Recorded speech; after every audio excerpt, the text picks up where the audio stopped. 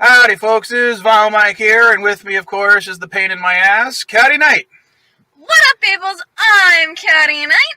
Hey, Dad. What? I brought a guest. No. Quinn! No. No.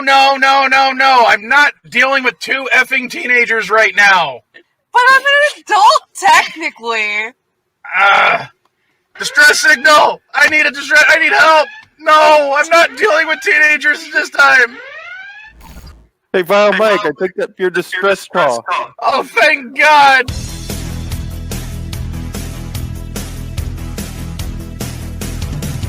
Well, you all must have heard I'm a real nerd. People say I'm a fool, but they never got the news that I'm a vile one. Oh yeah, I'm a vile one. You better turn it up, better keep the channel dialed, cause you're watching VileMike and his real wild child. Oh yeah, I'm a vile one. You better turn it up, better keep the channel dialed, cause you're watching VileMike and his real wild child.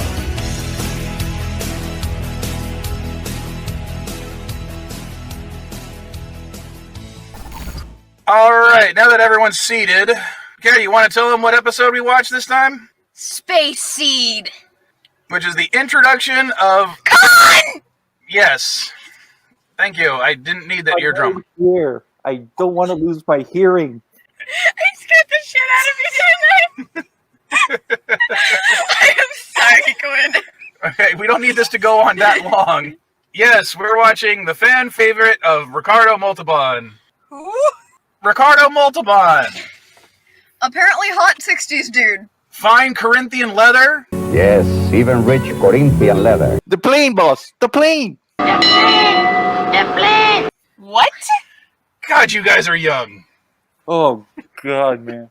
And I thought I was the young one here. Well, the episode starts out with the Enterprise receiving a signal from a strange craft that turns out to be a spaceship built in the 1990s from Earth. Wait, that ship was built in the 1990s? That was before I was freaking born. Yeah, before you people, we actually had replicators, real phasers. Your generation killed it all. Excuse me, I am the phaser queen. No kidding, I've heard it several times. Yes, father. When am I getting a phaser? Too early for that gag. Shut up.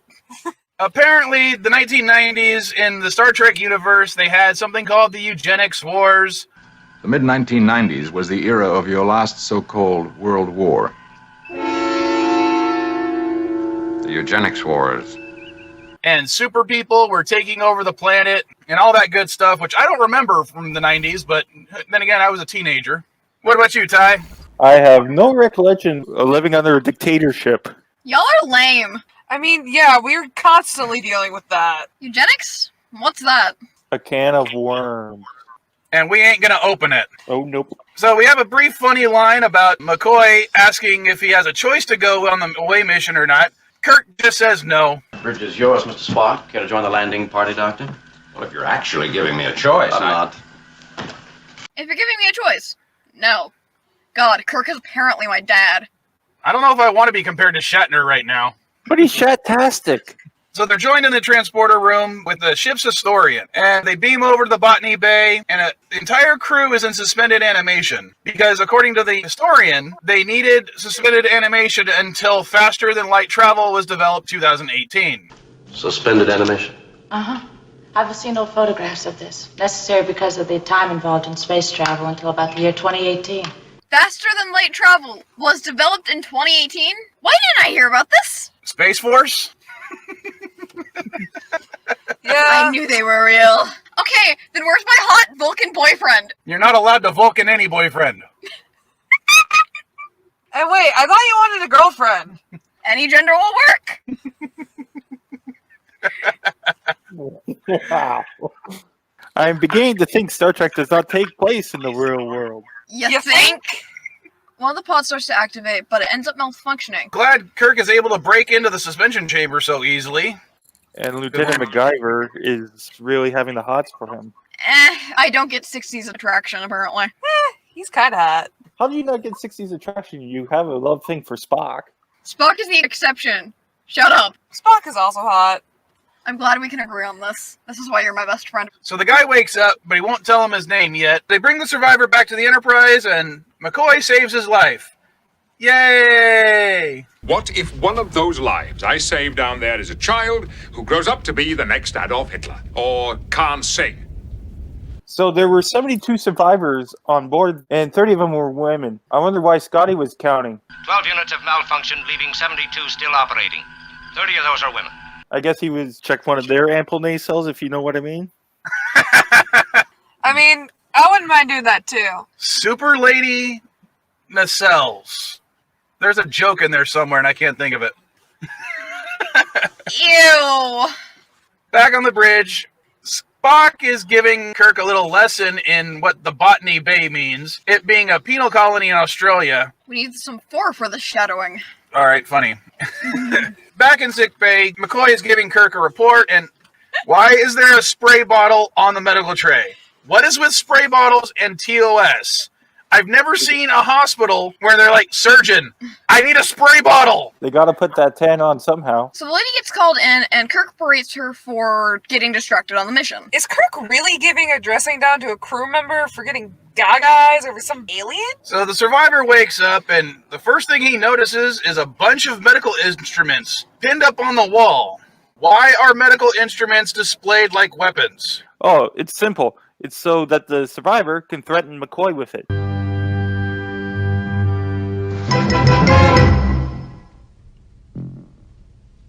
Well, either choke me or cut my throat. Make up your mind.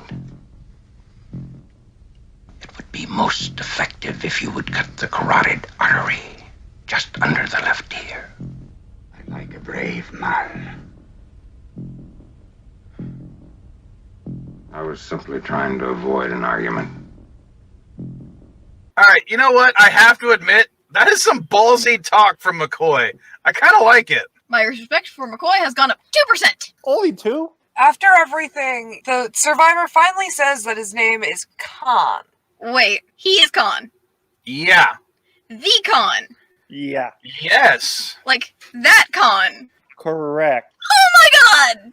And then Kirk gives Khan access to the computer systems. I'm sure that won't bite him in the ass. Then we have Khan go into MacGyver's quarters for some one-on-one time with her. He was acting kinda creepy. Really creepy. Yeah. So we do a quick cut to Kirk and McCoy, which doesn't really add anything to the plot. And then we cut back to Khan and McGivers. What's her name? McGivers? MacGyver's. MacGyver's. Thank you. McGivers. MacGyver, sir. MacGyvers. Did I say it wrong twice in a row? Yes. MacGyvers. I hate my brain. Yes. What? Then we cut back to Khan and McGivers. I said it again. What the fuck? So we cut back to Khan and the historian lady. MacGyvers. Shut up, I couldn't say the damn name. With a bunch of other paints, she finds out that she's painting him. And then she kisses Khan. I still can't believe that's the Khan. Yes, it's the Khan. The Khan! Yes. Sounds like you almost had the hots for him. No, I just know through osmosis that he's one of the greatest villains in all of sci-fi.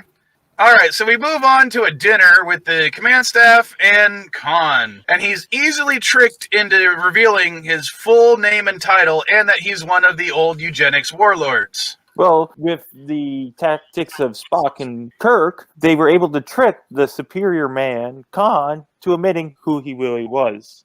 So much for superior. It's almost like no one's superior to anyone else. Wrong? Well, at least Spock is.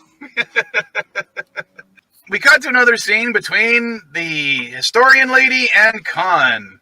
He goes from being progressive Go. Or stay, but do it because it is what you wish to do. to abusive in no time at all.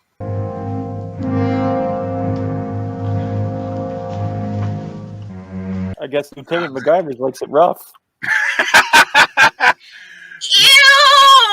Hey, I don't kink shame. I mean, she's not the only one. So they go to a meeting and discuss what they've learned. I would say, in my opinion, what McCoy pulled earlier, because of what we know now, makes my respect for him go up to 18%. Still only 18%? That's far too low. It's 18% up. I've never said actually how much respect for him I have. So we got a scene between Kirk and Khan, and Kirk's like, he doesn't believe him at all, so he's gonna drop him off at the nearest starbase and let them deal with him. They gave Khan a red shirt. Well, with the percentage of red shirts dying, I think it was wishful thinking on their part. Maybe if this was season 2, that would make more sense. I was thinking he destroyed his top with the MacGyver girl. Destroyed his top. Oh, God! Ew!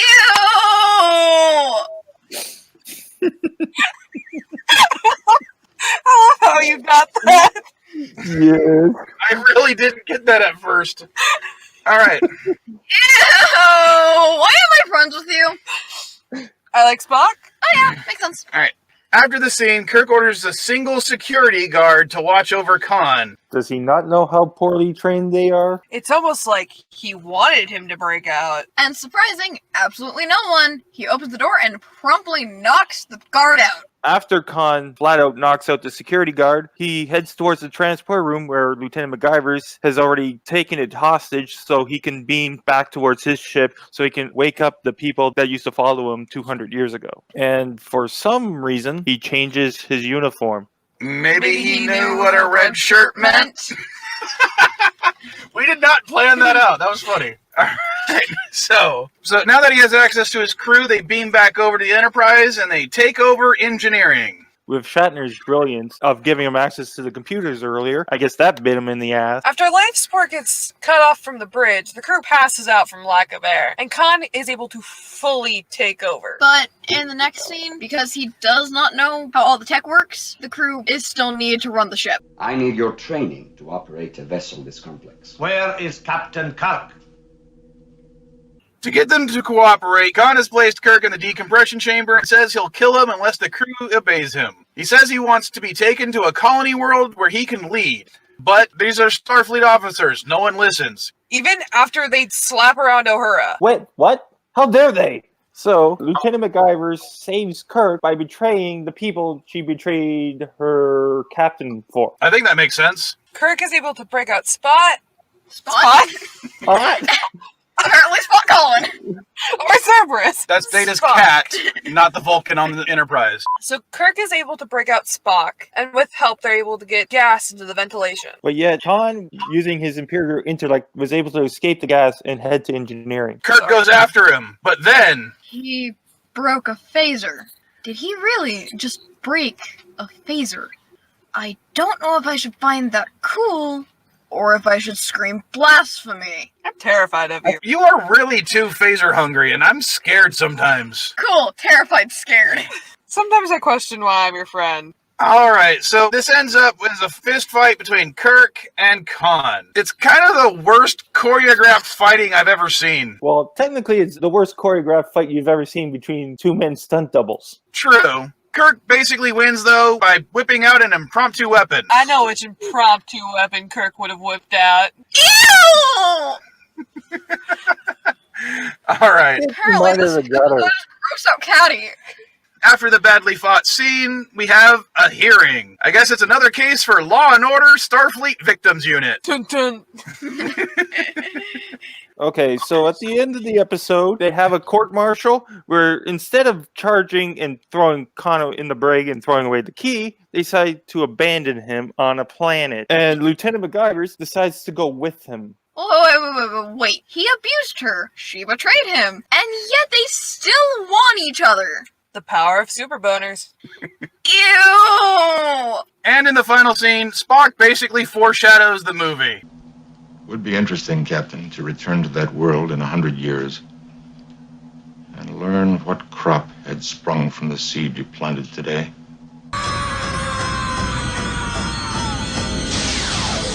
Fire!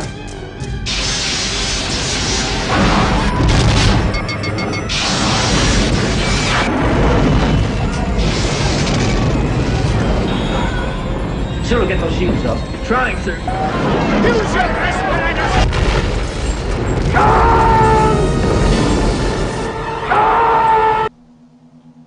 Yes, Mr. Spock.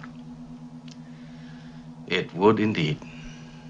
End of episode. All right, since Ty was the last one to join, how about you tell us what you thought of the episode? It's one of my favorite episodes in especially season 1, and it leads to possibly the greatest Star Trek movie ever. It's definitely a pretty good episode. Not great, but definitely above Average. average. Thank you. At least in my opinion. What about you, Katty? Con. Elaborate. Do I need to say more? Con.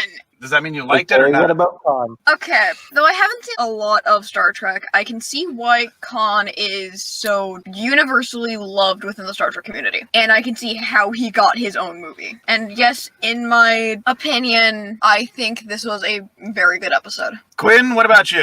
I actually didn't watch the episode. No idea what's going on. I was just kind of dragged in and is reading the script. The magic of friendship! Please don't hurt me. The only thing I would want to add at the end was, since we're watching the remastered version, I really did like the beauty shots of the Botany Bay. It looked really cool. Anything else you want to add to that, Ty? No, but you gotta remember that great part of when he busted the phaser. Blasphemy! All right, I'm going to go ahead and beam you back over to your own digital set. But don't forget to subscribe to the Commodore Ty channel. Links in the description. Seriously, do it, or feel the wrath of Katty. Thanks for having to save me with having to deal with 2 teenagers this episode. I appreciate it, man. No problem. Bye! All right, Katty, say the thing. Don't forget, like, comment, subscribe, hit that bell. Bye-bye! Later, folkses. Quinn, catchphrase sign-off. You know I'm never good under pressure. Buy something at SD Game Swap, or I'm going to put all of you in a cargo container and transport you to the Borg. Links in the description. Because the fire trucks are gonna be. Oh, yeah, now we have fire trucks driving by again. We'll probably have an ambulance soon, too. Anytime I hear them. All right, so back on the bridge, we have Back. I didn't say it. Back on the. We're going to. Why the hell is there a spray bottle on the medical tray? Spray battle. Yes. Spray battle. Cock. I'm not keeping that in the episode.